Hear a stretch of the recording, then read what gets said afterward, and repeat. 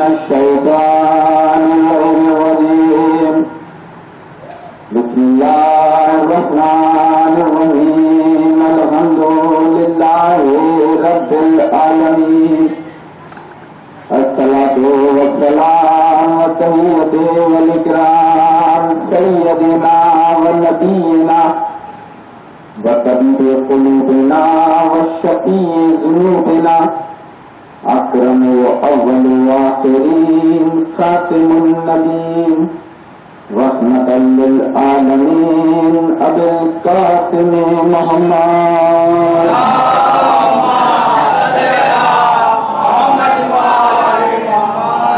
واہل بیتہ الطیبین الطاہرین المعصومین المنتجبین المظلومین ولعنت اللہ علی اعدائهم وغاصبی حقوقهم ومنکرین فضائلهم ومنکرین ولایتهم اجمعین اما بعد فقد قال اللہ سبحانہ وتعالی فی محکم کتاب المبین وفرقان الحمید وقوله الحق بسم اللہ الرحمن الرحیم بقیت اللہ خیر لکم ان کنتم مومنین درود جنت محمد اللہم صلی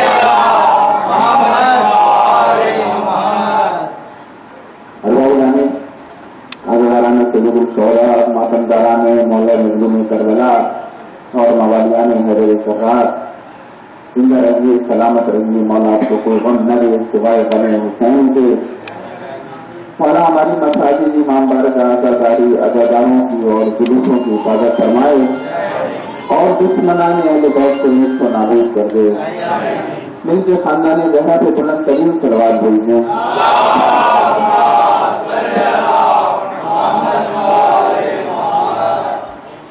سن 1437 ہجری کی عشر محرم کی پانچویں تقریر بعنوان معرفت امام زمانہ آپ حضرات سماعت فرما رہے ہیں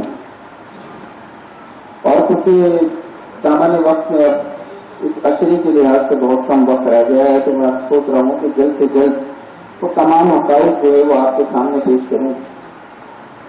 دیکھیے یہ جو روز بروز کے حالات ہیں مجھ سے زیادہ آپ باخبر ہیں ٹی وی دیکھتے ہیں نیوز پیپر پڑھتے ہیں دنیا کا مطالعہ کرتے ہیں. امام زمانہ کے ظہور کی نشانیوں میں سے ایک نشانی یہ بھی ہے کہ قتل عام ہو جائے گا اور یہ پہلے کا زمانہ تھا. بزرگ بیٹھے ہیں کہ جب کہیں کوئی قتل ہو جاتا تھا تو لوگ ڈر کے مارے ہفتے ہفتے وہاں نہیں جاتے تھے, لیکن آج کے دور میں کوئی قتل کو لوگ قبول نہیں کراتا بلکہ قتل تو بہت چھوٹی سی بات رہ گئی ہے. ہم نے یہاں تک دیکھا ہے کہ ادھر بلاسٹنگ ہوتی ہے, بم بلاسٹ ہوتا ہے اور اس کے تھوڑی دیر کے بعد جو ہے وہ اس حصے کو صاف کر دیا جاتا ہے اور لوگ بغرض تفریح اس جگہ کا مطالعہ کرنے کے لیے جاتے ہیں. یعنی اتنی جھوٹ ہو گئی ہے یہ قوم. اور ایک علامت تو دیکھیں سامنے کی ہے کہ جو وقت معصوم کے قریب ہے وقت گزرنے کا احساس نہیں ہوگا اور یہ کیفیت وہ ہے جو ہم خود محسوس کرتے ہیں. پھر محرم آ گیا, ابھی ہو گیا تھا, ایک ہفتے کا وعدہ تھا, کل کیا تھا, ایسا لگ رہا ہے آج ایک ہفتہ پورا ہو گیا. ابھی انسان سوچتا ہے کہ کتنی جلدی رمضان پھر آ گیا, محرم پھر آ گیا. وقت اسپیڈ سے دوڑ رہا ہے امام زمانہ کے قدموں سے نپٹنے کے لیے, کیونکہ مومنین کی دعائیں رد نہیں ہوتی, مومنین کی دعائیں قبول ہوتی ہیں. ہر مومن دعا کر رہا ہے کہ پروردگار تو اس کو بھیج دے, تو پروردگار نے مومنین کی دعاؤں کے توسل سے وقت کو اسپیڈ دے دی ہے اور وقت تیزی سے جا رہا ہے امام زمانہ کی طرف کہ ان کے قدموں سے لپٹ جائے. اور دیکھیں روایت میں ہے کہ ایک حسنی سید جو امام حسن علیہ السلام کی نسل سے ہوگا طواف کعبہ کے دوران معصوم کا پروگرام اناؤنس کرے گا. یہ توجہ سے سنیے گا مجلس, معصوم کا پروگرام اناؤنس کرے گا اور ان کو اس جرم میں وہاں پر شہید کر دیا جائے گا۔ اور اسی کے ساتھ دوسری جو علامت بتائی ہے اللہ کہتے ہیں کہ عبداللہ نامی بادشاہ ہوگا نجد عراق کا۔ اب دیکھیں جو میں نے بتایا تھا کہ اس وقت بھی عبداللہ حکومت کر رہا ہے، لیکن یہ حتمی نہیں ہے کہ شاید یہ وہی ہے۔ عبداللہ نامی بادشاہ جو ہے اسے قتل کر دیا جائے گا۔ جب ان کو قتل کریں گے کہ امام حسن کی اولاد سے ہیں، جب یہ معصوم کا پروگرام اناؤنس کریں گے بیت اللہ میں طواف کعبہ کے دوران، تو معصوم فرماتے ہیں کہ عبداللہ نامی عراق کا جو ہوگا بادشاہ وہ قتل ہو جائے گا اور اس کی موت کو چھپایا جائے گا۔ لیکن یہ جملہ بڑا اہمیت کا حامل ہے۔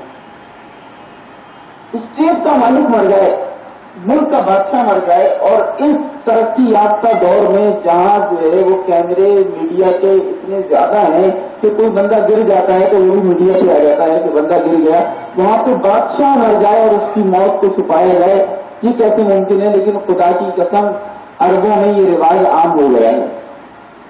اگر آپ نیٹ پہ جا کے ہسٹری دیکھیں تو یاسر عرفات کی موت کو چھپایا گیا، شیخ زید کی موت کو چھپایا گیا جب تک 7 دن تک جانشینی کا اعلان نہیں ہوا، خود شاہ فاروق کی موت کو بھی چھپایا گیا۔ یعنی دلچسپ امر یہ ہے کہ اب عرب بھی یہ کام کر رہے ہیں، اور میں سمجھتا ہوں کوئی طاقت کروا رہی ہے۔ معصوم فرماتے ہیں کہ جب یہ دونوں علامتیں ہو جائیں گی کھٹی تو بس 7 یوم کے اندر اندر ہمارا قائم ظہور کرے گا۔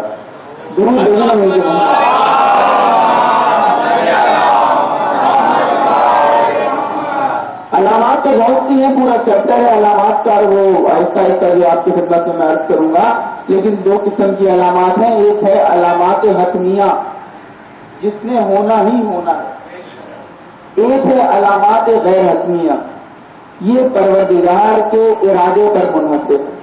اب دیکھیں یہاں پر بھی جو بچے بیٹھے ہیں وہ بات سمجھ لیں، لوہ بھی 2 قسم کی ہوتی ہیں، ایک ہے لوح محفوظ، ایک ہے لوح ثبت۔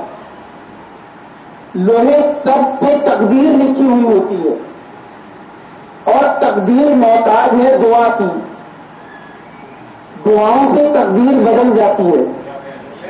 یعنی اس طرح بچوں کے لیے جملہ عرض کروں کہ لوح ثبت پہ لکھا ہے کہ میں فلاں کو 1 روٹی دوں گا، لیکن آگے لکھا ہے کہ اگر یہ زیادہ مناجات کرے گا، زیادہ دعائیں پڑھے گا، زیادہ تسبیح کرے گا تو ساتھ میں 1 اور دے دوں گا۔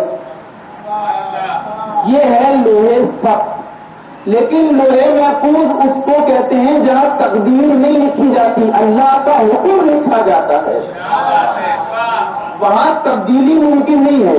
لوح ثبت میں تبدیلی ممکن ہے، لوح محفوظ میں تبدیلی ممکن نہیں ہے۔ لیکن ایک امام کا صحابی تھا، وہ امام کے پاس آیا اور کہنے لگا کہ مولا کیا یہ ممکن ہے کہ پروردگار کے ارادے میں تبدیلی آ جائے؟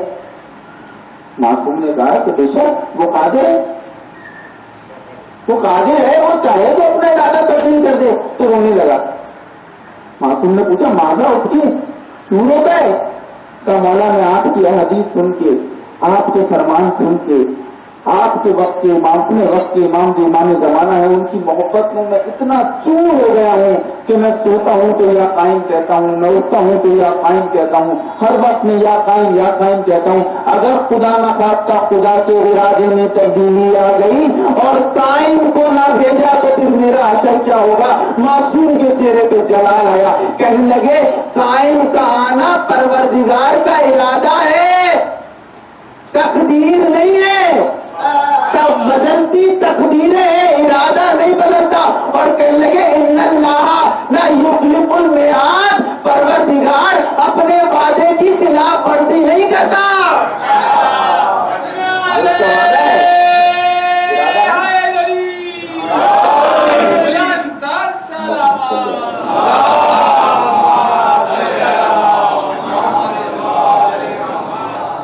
وہ وعدہ ہے جو ہو کر رہے گا۔ اب دیکھیں ایک جملے سے میں مل جاؤں، کل آپ سے میں گفتگو کر رہا تھا کب آئیں گے، حتمی تاریخ کب ہے؟ یہ تو میں نے آپ کو مجلس میں بتایا تھا کہ کوئی تعین کر دے کہ نعوذ باللہ فلاں دن آ جائیں گے تو وہ جھوٹا ہے، کیونکہ یہ خدائی سیکریسی ہے۔ لیکن میں اس منبر سے آپ کے طفیل ایک جملہ عرض کرنا چاہتا ہوں کہ میں بتا دیتا ہوں کہ کب آئیں گے، اور دیکھیں آپ بھی تائید کریں گے، جملہ جو ہے وہ میرا نہیں ہے، شیخ مفید کا ہے۔ شیخ مفید اللہ رحمہ مزار اقدس جو ہے وہ کارمین میں ہے، جو لوگ زیارت کر کے آ چکے ہیں انہیں پتا ہے کہ جی امام موسیٰ کاظم اور امام تقی جواد کے دونوں کے گری کے باہر جو ہے وہ سب سے پہلے شیخ مفید کا ہی رکا ہے، اور 2 رکعت نماز جو ہے وہ مستعد ہے ان کے پاس جا کر پڑھنا۔ یہ وہ تھے، وہ اصلی تھے کہ جو سلام کرتے تھے معصوم کو تو معصوم ذہنی سے جواب دیتے تھے، اور جس پر معصوم سلام کی بھیج دے پھر وہاں تباہی کیا ہے، معصوم سلام کا جواب دیتے تھے۔ اب یہ دیکھیے کہ یہ کب آئیں گے امام۔ میں کل کیا پڑھ رہا تھا، کل کی تقریر اگر آپ کے حاضروں میں محفوظ ہو تو موسیٰ اپنے اچھوں کے ساتھ بھی فلاح پا جائے اور اپنے بروں کے ساتھ بھی فلاح پا جائے۔ ہوا کیا، پروردگار کہہ رہا ہے وما ہوں اجمعین، ہم نے سب کو موسیٰ کے تمام کو فلاح دی۔ یہ جملہ بڑا خطرناک ہے قرآن کا، سب کو۔ اگر آپ قصص الانبیاء کا مطالعہ کریں، اگر آپ تفسیر کی شرح میں جائیں تو سب میں جو لفظ ہے اس میں اتنے خطرناک قسم کے لوگ بھی حضرت موسیٰ کے پیچھے چلے گئے کہ میں آپ کو کیا بتاؤں، حتیٰ کہ سامری جادوگر بھی چلا گیا، سامری جادوگر بھی حضرت موسیٰ کے پیچھے پیچھے دریا کے پار چلا گیا، اور پروردگار نے دیکھ لیا، لیکن پروردگار نے سامری کو روکا نہیں، جانے دیا سامری کو۔ اور جب فرعون آیا تو تنا اس کو نہیں ہوا، جب تک آخری فرعونی نہیں آ گیا پروردگار نے عذاب نہیں لایا۔ کیا رک جائیے گا، جب تک آخری فرعونی نہیں آیا۔ میں کہوں گا کہ امام زمانہ کی امام زمانہ کب آئیں گے؟ جب تک آخری یزیدی نہ آ جائے۔ اگر ابھی بھی تسلی نہیں ہوئی تو میں جملے سنا دیتا ہوں۔ شیخ مفید جو امام زمانہ سے جو ہے وہ درس براہ راست درس لیتے تھے، براہ راست درس لینے والوں کی تعداد 200 سے زیادہ کی یاد رکھیے گا، بیاض الانوار علامہ مجلس لکھتے ہیں، براہ راست درس لیتے تھے وقت کے امام سے، اور ہر شب جمعہ درس دیا کرتے تھے۔ وہاں پر یہ سوال ہوا خون حسین کا بدلہ کون لے گا؟ شیخ مفید نے کہا کہ قائم لیں گے، 12واں لے گا۔ کہنے لگے ان کا اسٹیٹس کیا ہوگا؟ کا امام ہوں گے۔ کل زین العابدین کون تھے؟ کا امام تھے۔ کون سے نمبر کے؟ کا چوتھے نمبر کے۔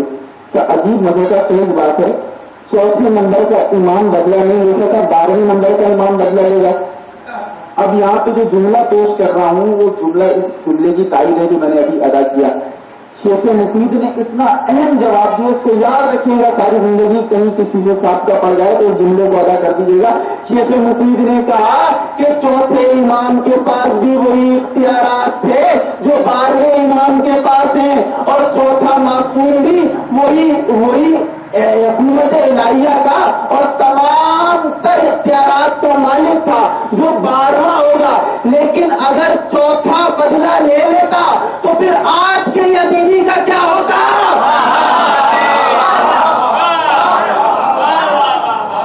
اگر چوتھا بدلہ لے لیتا تو پھر آج کے یزیدی کا کیا ہوگا؟ یاد رکھیے گا، یزید نام نہیں ہے، یزید کردار ہے۔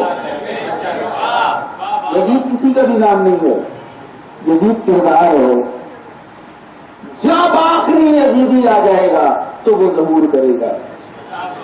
اور ایک اور میں آپ کو جملہ یہاں پہ دے دوں کہ امام زمانہ کے ظہور سے قبل جو ہے وہ بچوں کی پیدائش رک جائے گی، یہ بھی یاد رکھیے گا۔ بچوں دیکھیں یہ وہی جملہ ہے کہ جب اگر کسی نے قصص الانبیاء کا مطالعہ کیا اور دیکھی تو جب حضرت نوح نے دعا کی نا عذاب کے لیے، تو حضرت نوح کے عذاب کی جو نشانیاں سامنے افشا ہونے لگی تو اس وقت جو ہے وہ افزائش نسل جو بچوں کی پیداوار تھی وہ رک گئی تھی، اور جو سب سے کم عمر کا جو بچہ تھا وہ بھی جوانی سے اوپر چلا گیا تھا، 25 30 35 برس کا۔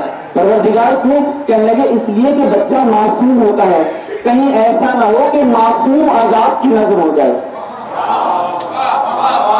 کہیں ایسا نہ ہو کہ معصوم عذاب کی نظر ہو جائے. پروردگار نے معصوم بچے کو بھی دیکھا کہ کہیں کیونکہ بچہ معصوم ہوتا ہے لہذا عذاب نہ آ جائے. یہی سبب ہے, یہاں پہ روک کر میں جملے عرض کروں, یہی سبب ہے کہ پروردگار نے معصوم کی گواہی معصوموں سے دلوائی. معصوم کی گواہی معصوموں سے دلوائی. اور اسی یہی طریقہ ہوگا کہ جب وہ 12واں آئے گا تو پیدائش رک جائے گی. اس وقت جب حکومت ہوگی تو پھر دوبارہ ہوگی, لیکن اس وقت رک جائے گی, وہ بھی معصوم کی دعا سے. کیوں؟ کیونکہ کہیں کوئی معصوم جو ہے وہ کسی دوسرے عذاب میں مبتلا نہ ہو جائے, جبکہ یہ وہ امام ہے جس کے دادا کی تلوار بھی نسلیں دیکھ کر چلتی ہے, تو وہ خود اختیارات الہیہ کا مالک ہوگا. اب میں آپ کو کیسے سمجھاؤں اختیارات الہیہ کیا ہے؟ یوں سمجھ لیجئے کہ جیسے مولا کائنات کے لیے ایک حدیث مشہور ہے کہ پروردگار نے ہر نبی کو کچھ کچھ دیا, بغیر کچھ دیے کسی نبی کو بھیجا نہیں. آدم کو علم دیا, ابراہیم کو قلت دی, موسیٰ کو ہیبت دی, عیسیٰ کو ظہور تقویٰ دیا, داؤد جو تھے وہ لوہا مون کر دیتے تھے, موسیٰ عصا مارتے تھے, راستے بن جاتے تھے. ہر نبی کو کچھ کچھ دیا. اور معصوم کی حدیث رسالت مآب صلی اللہ علیہ وسلم کے درود بھیجی.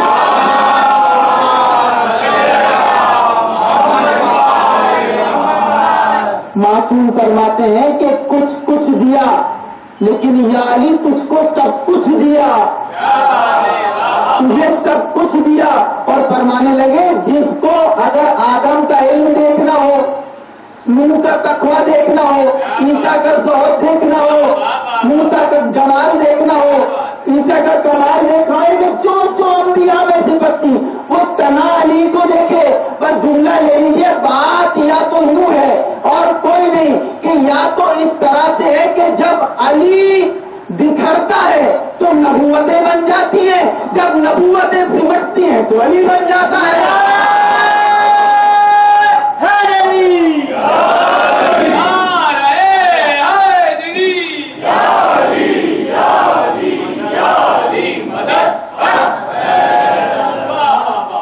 ان اختیارات جو مولا کائنات کے پاس ہے, اور معصوم فرماتے ہیں کہ صرف یہاں تک نہیں بلکہ ٹوٹل اختیارات 12ویں کے پاس ہوں گے. یعنی کہ جس کے 313 ایسے ہوں کہ جو ہواؤں پہ بھی اڑتے ہوں, اور ذرا ہواؤں پہ نہیں, زمین سے کہیں راستہ بنا, زمین نے راستہ بنا دے دی. پانی پر چلتے ہوں گے, جیسے زمین پر چلتے ہیں ویسے پانی پہ چلتے ہوں گے. یہ جو 313 ہے, معصوم کی بات نہیں, یہ جو 313 ان کے پاس اتنے اختیارات ہوں گے, تو پھر معصوم کا اختیار کیا ہوگا؟ دیکھیں, جملہ کہہ دوں, میں اپنی بات کو مکمل کر دوں کہ موسیٰ بھی پلا پا گئے, فرعون بھی ڈوب گیا.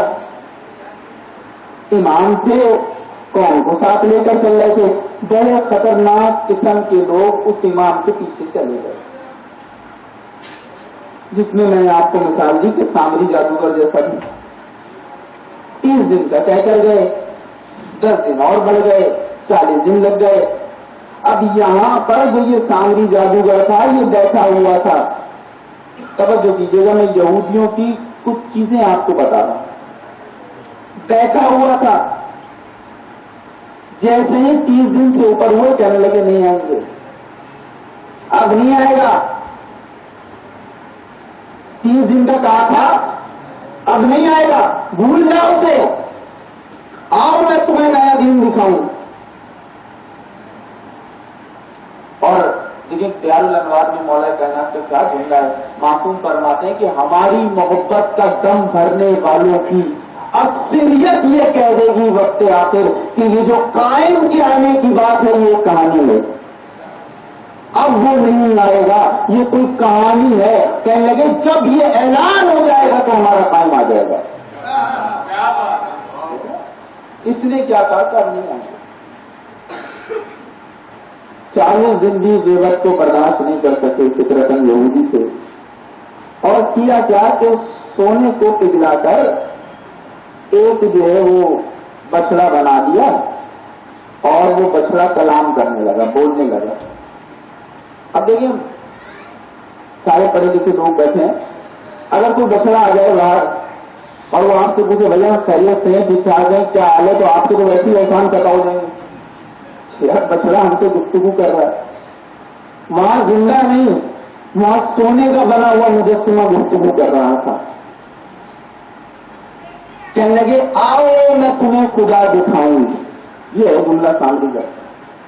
یہودیوں کی شروع سے یہ عادت تھی، لڑتے رہے موسیٰ سے ہمیں دکھا، جب تک ہم دیکھیں گے نہیں مانیں گے نہیں۔ پہلے کہا کیا تم سنتے ہو، تم کلیم ہو، ہمیں بھی سنواؤ، جو تم سنتے ہو وہ ہم سنیں گے، جب تک سنیں گے نہیں تو مانیں گے نہیں، جب تک دیکھیں گے نہیں تو مانیں گے نہیں۔ اللہ نے کہا موسیٰ ذرا چنو، کیا بات ہے، اللہ نے کہا اچھا موسیٰ ذرا تم چنو ان کو، یہ جو کہہ رہا نا ضد کر رہا چنو۔ موسیٰ نے پورے 12 قبیلوں کو بلایا، 7 لاکھ سے زیادہ کی تعداد ہے تاریخ میں 12 قبیلوں، 7 لاکھ میں سے 70,000 الگ کی، نہیں یہ زیادہ قریب ہے، یہ میری بات پہلے مانتے ہیں، ان 70,000 میں سے 60,000 الگ کیے، کا یہ ان سے زیادہ قریب ہے، میں کہتے غور تقوی، ان 60,000 میں سے 700 الگ کیے، ان کے کیا کہنے، انہوں نے کبھی مجھے انکار نہیں کیا، ان 700 میں سے 70 الگ کیے، وہ 70 تھے جو ساتھ چلتے تھے، تب موسیٰ انہی کو لے آؤ، موسیٰ لے گئے، موسیٰ لے گئے تو آواز آئی قدرت کی، سب نے سنی، جیسے ہی سنی تو 70 کہنے لگے کہ موسیٰ یہ کون بولا، اور رب کی آواز ہے کہ جب تک ہم دیکھیں گے نہیں مانیں گے نہیں، ہمیں کیا پتا کون بولا۔ اب یہ دوسری گفتگو الگ آ جائے گی، جس کے ذہن میں اگر کوئی باہر جملہ محفوظ ہے اس کو چھوڑ دیجیے، وہاں پہ رک جائیے، میں کہیں اور چلے جاؤں گا۔ جب تک ہم دیکھیں گے نہیں مانیں گے نہیں، وہاں سے سوئی کے ناکے سے تجلی چلی، کوئی دور سرما بنا، 70 کے 70 مر گئے۔ میں کہوں گا یہ کون تھے اتنے برگزیدہ، چننے والا پبلک میں سے نہیں تھا، کلیم اللہ تھا، وہ تھا جس کا ہاتھ ید بیضا ہے اس نے چنا، جس کی زبان کلیم اللہ ہے اس نے چنی، جو خود معصوم تھا اس نے چنا، کسی عام بندے نے نہیں چنا۔ جب اس کے چنے ہوئے ایسے تھے تو جو پبلک چنے وہ کیسے ہو گئے؟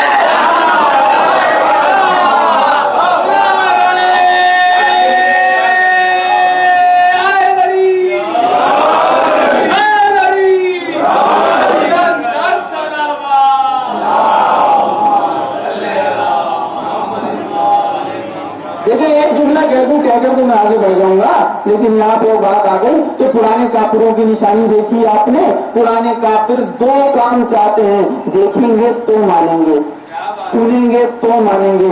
یہ نشانی یاد رہ گئی رسول کو، جبھی غدیر کے میدان میں ہاتھوں پر بلند کر کے دکھایا بھی، منظور کو مولا کہہ کے سنایا بھی۔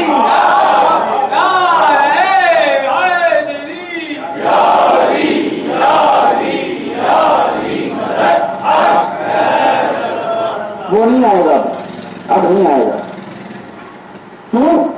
کا مر گیا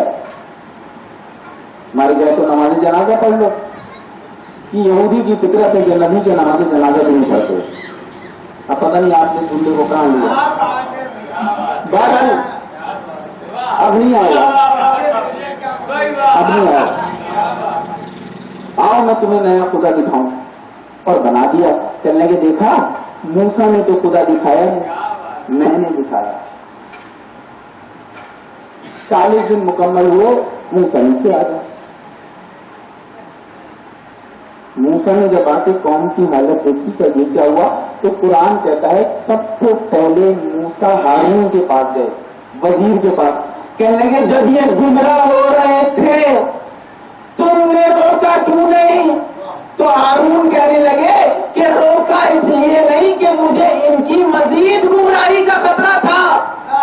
تو یاد رکھیے گا کبھی کبھی نبیوں کے وزیر اس لیے بھی تلوار نہیں اٹھاتے کہ قوم مزید گمراہ نہ ہو جائے، مزید گمراہ نہ ہو جائے۔ اور اب گئے، اور کیونکہ بہادر انسان تھے، पकड़ा सामरी को, दबा के ऊपर नीचे 2-3 मारने लगे। क्या किया ये? और जब वो बयान देने के काबिल हुआ, सारी कौम को बुला लिया। लेकिन कुरान कह रहा है या थी मूसा के दिल में भी कि ये बछड़ा बोला कैसे? सारी बातें तो अपनी जगह, लेकिन ये बोला कैसे बछड़ा? और जुमला महफूज किया है। सूरह कसम 20वां पारा कलाम का जुमला महफूज किया, मामा खुतबा का या सामरी, ये तो बता दे कि तूने इसे बुलवाया कैसे, ये बछड़ा बोला कैसे? कहने लगे जब मैं आपके पीछे चला और आप दरियाए नील में चले तो जो मैं देख रहा था वो लोग नहीं देख रहे थे।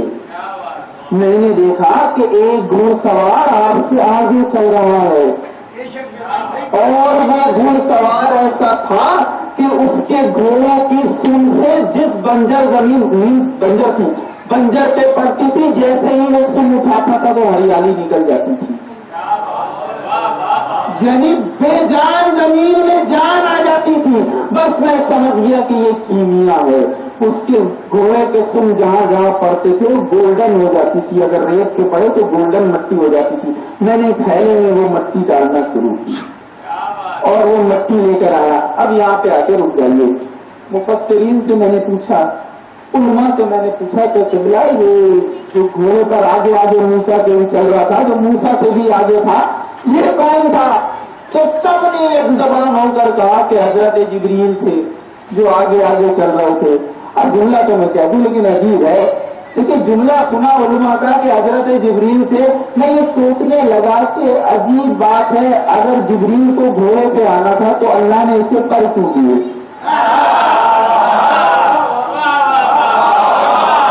गरीब को पर क्यों दे दिया अगर घोड़े पे आना था? अच्छा मैं मान लेता हूं, मैंने कब इनकार किया, मान लेता हूं, या तो खुदा शायद घोड़ा समझाना चाह रहा था कि जिब्रील है अली का शागिर्द, इसके घोड़े को समझो। अरे शागिर्द के घोड़े में ये करम है तो जो मेरे बेटे का मुर्तजिज होगा, गुरु भेजना उनके मोहम्मद